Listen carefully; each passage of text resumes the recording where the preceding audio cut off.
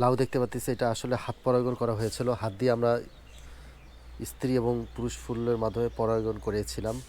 অর্থাৎ কিছু পুরুষ ফুল নিয়ে যেই ফুলটার নিচে ফল ছিল সেটা হচ্ছে মহিলা ফল, সেটার দিয়ে আমরা হাত পরাগায়ন করি। আপনারা চেষ্টা করলে এভাবে হাত পরাগায়ন করে লাউ ধরাতে পারবেন।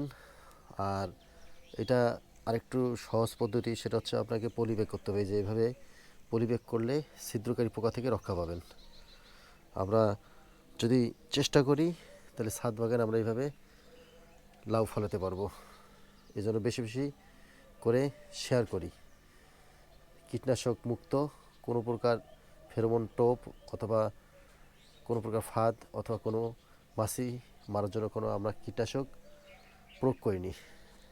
এটা একটি দেশি জাতের লাউ এবং বাম্পার ফলন।